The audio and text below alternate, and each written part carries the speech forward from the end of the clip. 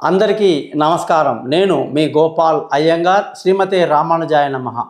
మీ అందరికీ కూడా సంక్రాంతి పండుగ శుభాకాంక్షలు తెలియచేస్తూ ఈ వారంలో మనం 19వ తారీఖు జనవరి నుంచి 25 తారీఖు జనవరి వరకు ఏ విధమైనటువంటి పరిస్థితి ఉంది 12 రాశులకు తెలియచేస్తూ మనమందరం కూడా ఒక ముఖ్యమైన విషయాన్ని గ్రహించాల్సిన పరిస్థితి ఏంటంటే, చాలామందికి తెలియని మకర సంక్రాంతి యొక్క గొప్ప రహస్యాలు మనం మిస్ అవుతున్నాం. మకర సంక్రాంతి రోజు పెద్దలకి తర్పణం వదులుతారండి.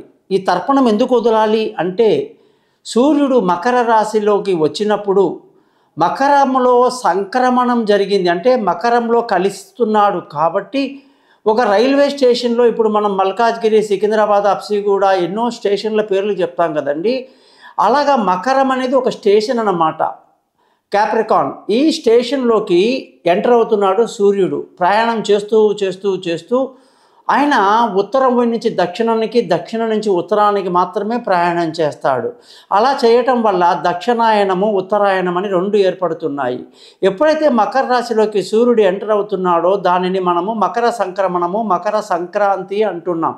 సరిగ్గా అదే సమయానికి పంటలన్నీ చేతికి రావటము, ఇక వేసవి కాలం మొదలవ్వటము, వేరే వేరే పంటల గురించి రైతులు ఆలోచించే రోజులు అన్నమాట. పంటలన్నీ చేతికి వచ్చిన తర్వాత ధాన్యాలన్నీ కూడా చక్కగా సర్దుకొని ఆ ధాన్యాలు వచ్చిన సంతోషంలో ప్రపంచంలో ఉన్న మొత్తం రైతుల సంఖ్య దాదాపు 90% మంది వ్యవసాయం చేసే వాళ్ళే ఉంటారు. వాళ్ళందరికీ కూడా పండగ కాబట్టి ప్రపంచానికి ఇది పండగ. భారతదేశము వ్యవసాయ దేశం కాబట్టి ఇక్కడ పల్లెటూర్లలో కొన్ని లక్షల పల్లెటూళ్ళు ఉంటాయన్నమాట. మరి అలాంటి పల్లెటూళ్ళల్లో పంటలు చేతికి రావటం, పండగ చేసుకోవటం, ఈ పిల్లా చెల్లెలతో ప్రతి రైతు కుటుంబంలో ఆనందం వెల్లివిరుస్తుంది. ఈ పండగ యొక్క గొప్పతనం ఏంటంటే, ఎప్పుడైతే సూర్యుడు మకర రాశిలోకి వస్తే ఆయన ఉత్తరం వైపు వెళ్తున్నాడు అనమాట. దీనిని ఉత్తరాయణము అంటారు. ఇక్కడ మకరం, కుంభం, మీనం, మేషం, వృషభం, మిథునం, కర్కాటకం అంటే 6 నెలల లోపల ఆయన కర్కాటక రాశిలోకి వచ్చేసరికి దక్షిణాయనం మళ్ళీ స్టార్ట్ అవుతుంది. 6 నెలలు ఉత్తరాయణం ఉంటుంది. ఉత్తరాయణము చాలా పుణ్యకాలం అంటారు. భగవద్గీతలో కృష్ణుడు సొంతంగా తన నోటితో అన్న మాట, ఉత్తరాయణ కాలములో మరణిస్తే చాలా చాలా మంచిది, వాళ్ళు సద్గతిని పొందుతారు అని చెప్పేసి చెప్పడం జరిగింది. ఈ విధంగా ఉత్తరాయణం యొక్క గొప్పతనం ఆల్రెడీ చెప్పడం జరిగింది. ఈ ఆయనంలో వెళ్ళడం కాబట్టి పితృదేవతలు ఎవరైతే పాపపుణ్యాలు చేసి పై లోకాల్లో, పితృలోకాల్లో ఉన్న వాళ్ళందరికీ కూడా ఇప్పుడు ఉత్తర ద్వారం తెరవడం వల్ల వీళ్ళందరూ ఎవరైతే శిక్షను అనుభవించి తమ యొక్క పాపకర్మలను అనుభవించిన తర్వాత వాళ్ళని మనము ఉత్తరం ద్వారా వాళ్ళని ఊర్ధ్వలోకాలుగా పంపాల్సి ఉంటుందన్నమాట. అందుకోసము మనమందరం కూడా ఈరోజు ప్రత్యేకంగా పితృదేవతలకి తర్పణాలు వదులుతాం.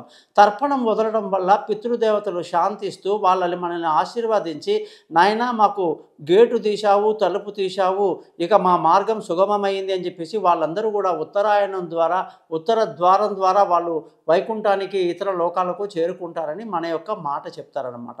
కాబట్టి ప్రతి ఒక్కళ్ళు కూడా సంక్రమణం రోజే కాదు, అలాగే ప్రతి అమావాస్య కూడా పితృదేవతలకు ఎవరైతే తర్పణం వదులుతారో వాళ్ళ కుటుంబంలో పిల్లలు సంతోషంగా ఆనందంగా ఉండడమే కాదు, ఏ భగవంతుడు ఉన్నాడా లేడా, వాళ్ళ తత్వాలు ఇప్పుడు ఉన్నాయా లేవా అవన్నీ తర్కాలు వద్దు. హిందూ మతంలో ఉన్న దేవుళ్ళే నిజమా, కిరస్తానిలో దేవుడు అబద్ధమా, ఇంకో షిరిడి సాయిబాబా అనేవాడు దేవుడా కాదా, ఎన్నో వస్తుంటాయి జనాలకి డౌట్స్, గొడవలు. కానీ ఇదంతా పక్కన పెడితే ఉన్న నిజం పితృదేవతలు, తల్లి తండ్రి, వాళ్ళ ఆత్మ శాంతించి వాళ్ళకు సద్గతినిచ్చే మార్గమే వాళ్ళ ఆశీర్వాదం ఉంటేనే తర్వాత దేవుళ్ళ ఆశీర్వాదము, తర్వాత మతాలు, కులాలన్నీ వస్తాయి. మీరందరూ కూడా పితృదేవతలని స్మరిస్తూ ప్రతి అమావాస్య నాడు తర్పణం వదలండి, మీకు అందరికీ మేలు జరుగుతుందని చెప్పి సంక్రాంతి పండగ పర్వదినం మొన్ననే జరిగింది కాబట్టి దాన్ని మీకు గుర్తు చేస్తూ,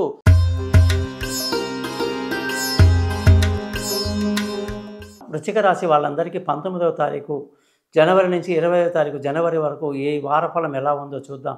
ఈ వారంలో మనం కానీ సూర్యుడి యొక్క సంక్రమణం మకర రాశిలో జరిగింది కదా, దాన్ని బట్టి సూర్యుడు మకర రాశిలో ప్రయాణిస్తున్నాడు. ఈ టైంలో ఈ వృశ్చిక రాశి వాళ్ళకు ఎలాంటి ఎఫెక్ట్ ఉంటుంది అని ఆలోచిస్తే ఉద్యోగంలో ఇబ్బందులు ఉంటాయండి. చెడ్డ పేరు తెచ్చుకునే అవకాశాలు లేకపోలేదు. చేసిన ప్రతి పనిలో తప్పులు పట్టేవాళ్ళు ఉంటారు. మీరు విసుగు విరామం ముఖ్యంగా వృశ్చిక రాశి అంటే అంగారకుడు, నిప్పు, ఫైర్ అన్నమాట. కోపాన్ని అదుపులో పెట్టుకోవాలి. మిమ్మల్ని తగ్గించి మాట్లాడే వాళ్ళు ఉంటారు. మీ సామర్థ్యాన్ని తగ్గించి మీకు చేత కాదు అంటారు. అంత మాత్రం నిజంగా మీరు చేత కాని వాళ్ళు కారు. సమయం బాలేదు కాబట్టి జనాలు అంటారు కాబట్టి ఆఫీసులో, బయట, ఇంట్లో కూడా జాగ్రత్తగా ఉండండి. లేనిపోని వివాదాలకు దారి తీసుకోకుండా ప్రశాంతంగా జీవించడానికి ప్రయత్నించాలి. రోజు ఆదిత్య హృదయం అనే మంత్రాన్ని చదువుకుంటే ఇబ్బందులు చాలా వరకు తగ్గిపోతాయి. ఈ రాశి వాళ్ళందరికీ కూడా ఈ వారంలో కానీ చూసుకుంటే అదృష్టం బాగుంది. అన్నిట్లో మంచి విజయాలు ఉంటాయి. బంధువులతో, స్నేహితులతో మంచి రిలేషన్షిప్ చేస్తూ మంచిగా ఆనందంగా గడుపుతారు. విందులు, వినోదాల్లో పాల్గొంటారు. మంచి తండ్రి ఆశీస్సులు, తల్లి ఆశీస్సులు, పెద్దల ఆశీస్సులు అని బాగుండేటువంటి టైం అన్నమాట. కేవలం ఉద్యోగంలో మాత్రమే నేను ఆ మాట మీకు చెప్పడం జరిగింది. ధన ఆదాయం బాగుంది. కుటుంబ సంతోషం బాగుంది. పిల్లల చదువులు బాగున్నాయి. మంచి కుటుంబంలో సంతోషమైనటువంటి వాతావరణం కూడా నెలకొంటుంది. ముఖ్యంగా తక్కువ మంది స్నేహితులు, తక్కువ రిలేషన్స్‌తో ఉంటారు. ముఖ్యంగా విలువైన వస్తువులు, భూములు, ఇల్లు, వాహనాలు, ఆస్తిపాస్తులన్నీ కొనడానికి ఎంతో అనుకూలమైన వాతావరణంలో ఈ వారం మీరు వెళ్ళిపోతున్నారు. చాలా మంచిది. ఏ విధమైనటువంటి ఇబ్బంది లేదు. తల్లి ఆశీస్సులు, ఆరోగ్యం బాగుండడం మీకు ఎంతో ఆనందాన్ని కలిగిస్తుంది. పిల్లల చదువులు బాగుంటాయి. వాళ్ళ యొక్క విదేశాలకు వెళ్ళాలి, దూర ప్రయాణాలు చేయాలన్న వాళ్ళకి చాలా అనుకూలంగా ఉంది. ప్రయాణంలో సుఖవంతమైన ప్రయాణం ఉంటుంది. ప్రయాణం వల్ల మంచి లాభాలు కూడా ఉంటాయి. తెలివైన నిర్ణయాలు తీసుకుంటూ చాలా సంతోషంగా ఈ వారం మీరు గడుపుతారని చెప్పాలి. ఆరోగ్యం పట్ల శ్రద్ధ వహించాలి. శత్రువుల మీద కన్నేసి ఉంచాలి. రుణపీడ, రుణ బాధలు ఉండే అవకాశాలు ఎక్కువగా కనిపిస్తున్నాయి. భార్యాభర్తల మధ్య ఈ వారంలో చక్కటి సంబంధం కలిగి సంతోషంగా, ఆనందంగా గడుపుతారు. పెళ్ళికి కాని వాళ్ళకు పెళ్ళి కుదురుతుంది. దూరంగా ఉన్న భార్యాభర్తలు కలుసుకుంటారు. అలాగే పార్ట్నర్షిప్ బాగా కలిసి వస్తుందని అన్ని రకాలుగా మనకు ప్రేమికులకు చాలా మంచి వారంగా ఈ వారాన్ని చెప్పడానికి కూడా అన్నీ బ్రహ్మాండంగా చెప్పొచ్చు అన్నమాట. ముఖ్యంగా ఈ వారంలో మీకు ఈ యొక్క సోమ, మంగళ, బుధ, సోమ, మంగళవారాలు చాలా అదృష్టంగా ఉంటుంది. అనుకున్నవన్నీ జరుగుతాయి. కొంచెం బుధ, గురువారాలు కొంచెం ఇబ్బంది కలిగినప్పటికీ శుక్ర, శనివారాలు మళ్ళీ మామూలు స్థితిలో లాభాలు మంచిగా ఆనందంగా అనుకున్నవి అదృష్టం అంతా కలిసి వస్తుంది. లేనిపోని గొడవలు పెద్దలతో పెట్టుకోవటం అనేది బుధ, గురువారాలు జరుగుతాయి కాబట్టి అలాంటి పనులు చేయబాకండి. ఉద్యోగం గురించి మీకు చాలా క్లియర్గా చెప్పాను. ప్రమోషన్లు, ఇంక్రిమెంట్లు, పై అధికారుల ప్రశంసలన్నీ అద్భుతంగా కనిపిస్తున్నాయి కాబట్టి వృశ్చిక రాశి వాళ్ళు ఆ విషయాల్లో భయపడాల్సిన అవసరం లేదు.